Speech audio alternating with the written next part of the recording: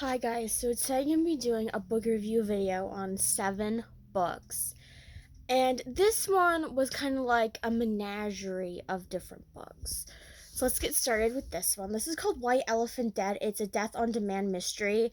It's by Caroyln, Hart, and I don't think I read one of these mysteries before. Death on Demand is actually the bookstore that this woman works at, and they basically just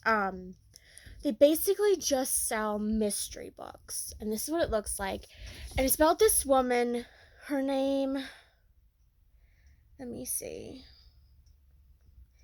is Annie. And her friend goes missing. And they're part of this ladies group. I forget what it's called, the women's club. And they're throwing this white elephant thing where people can like find these items and buy them and stuff. And this woman from her club goes missing, and it's up to her to figure out who it is before this white elephant club happens.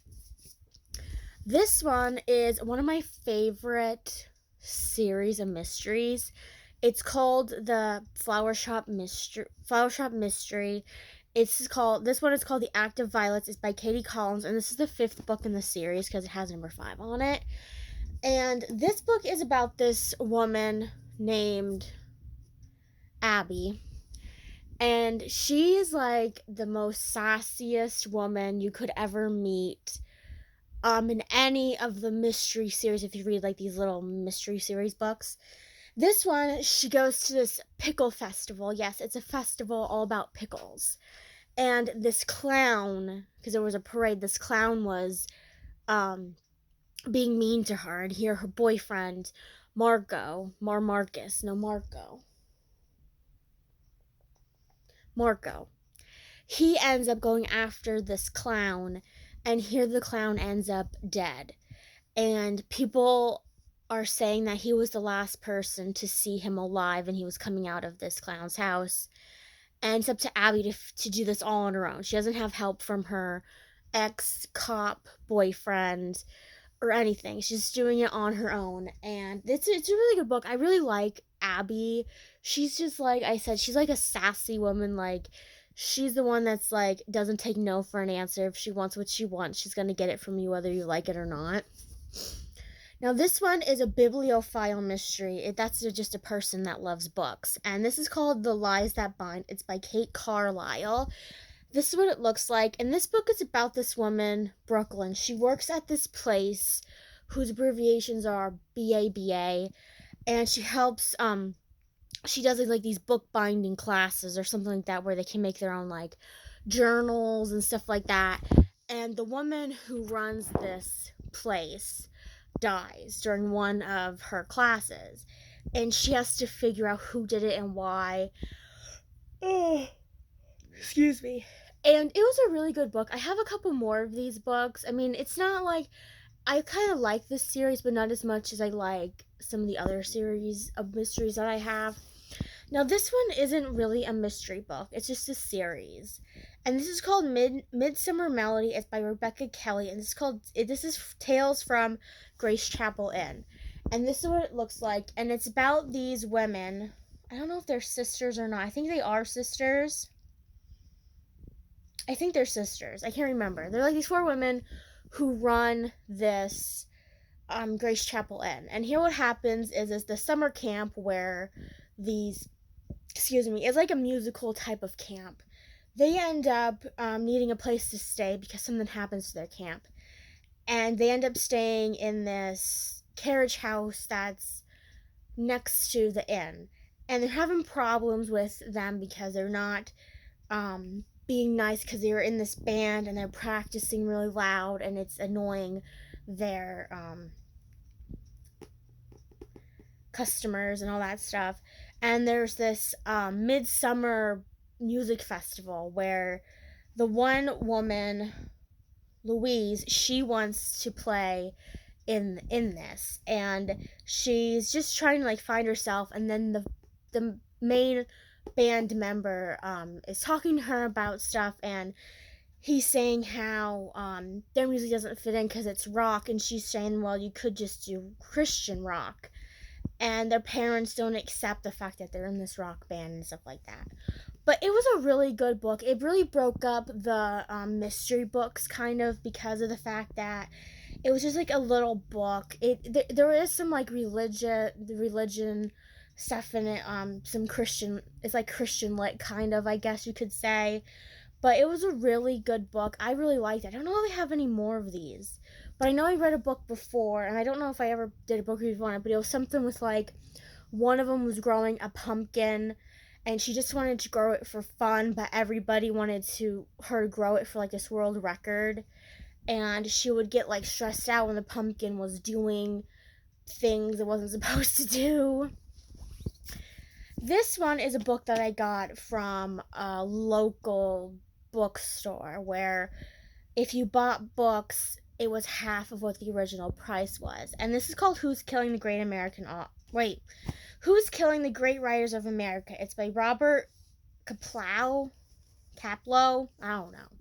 This is what it looks like, and this book is about this person who sort of looks like Steve Martin is killing off these authors, and Stephen King thinks he's the next one. So he's trying to stop whoever is doing this and figure out who this person that's supposed to be Steve Martin really is.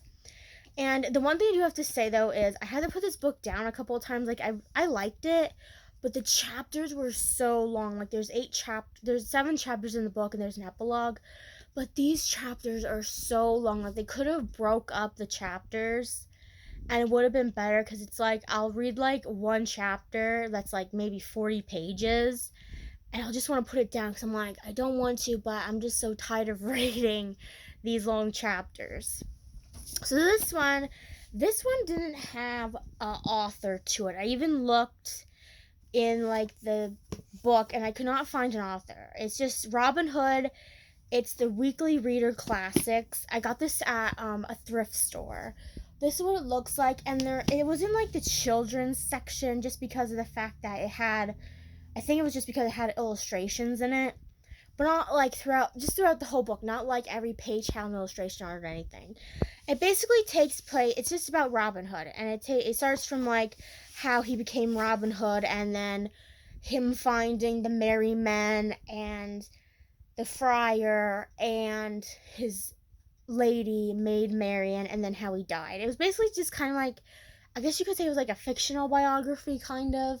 I only ever watched like when Kevin Costner was Robin Hood and the Disney Robin Hood, so I didn't know. And I like there was Robin Hood in Once Upon a Time, like that show. So I didn't really know a lot about Robin Hood. I mean, like I knew like, he stole from the rich and gave to the poor, that kind of thing. And he dressed up like a blind man, and then that he was married to Maid Marian. That was the only thing I remember from all those things. But it was a good book. The chapters were short in it, but it was a really good book. I really, really liked it. And yeah, so if you ever wanted to read it, it was a good book. I don't know if there's like any other versions of it. Well, there probably is, but that one was, I guess, the best one that I found. This one, I don't remember where I got this book from. It might have been from a flea market. And this is the Royal Diaries. It's Elizabeth I.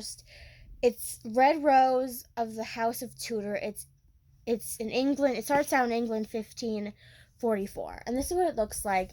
It's basically about the young Elizabeth growing up during the Tudor house where her dad's still king, and how she gets exiled from her houses and stuff because nobody liked her mother, Anne Boleyn, because everybody thought she was a witch. They thought she was a witch. That kind of thing. And it takes place, like I said, in England and stuff. And it's a good book, but the one thing that is, it was just hard to get through was the fact that there was no chapter marks. It just kept going on and on and on. So there's no chapter marks, and it's just diary entries. And I feel like some of the diary entries this person who wrote this book, and there was no author in it, could have done was just, because there was some every once in a while there was some entries that were just like, oh, it rained today, and that was it. And I'm like, well, why did you have to put that in the diary? And stuff like that. And it's just about like what, like she's, how she's getting teased by Princess Mary, and how she says she's invisible because nobody cares, just because, there's Mary and Edward, and nobody's giving her any like royal lessons or anything because nobody thinks anything of her. And it ends with, I think it ends with Edward's coronation. I think that's where it ends. And then the last couple things in the book were like the Tudor life, like what was life like during the Tudor era, and the family tree, and Henry VIII's 6 wives, 5 wives, something like that. And so yeah, so it was just an okay book. Like sometimes I had to put it down and stop it because there was no bookmark or chapter marks. And the one thing though in this book, it had a lot of errors in it. So when you get to like I forget what it was, like the what happened was, it was something, I don't know if it was like just a error. Well, it had been an error where you'd start reading like a different year, and then it would start the next time you would read an entry in that year, it would say a like the year you just read about. So it was just typo stuff. But other than that, it was a good book. Scholastic made this book, and I remember getting like, Scholastic is like a thing that I remember getting, like those little paper catalogs, and you filled it out like you filled out what you wanted, your parents gave you the money, and then like in a couple weeks you got the books, and it was just an exciting thing. And that's where I really started reading, was when I got those kind of things in school. I don't know if they still do it anymore, but those were the books I read for this, not this month, for this couple weeks. I'll see you guys next time with another video, and I hope you guys have a wonderful day.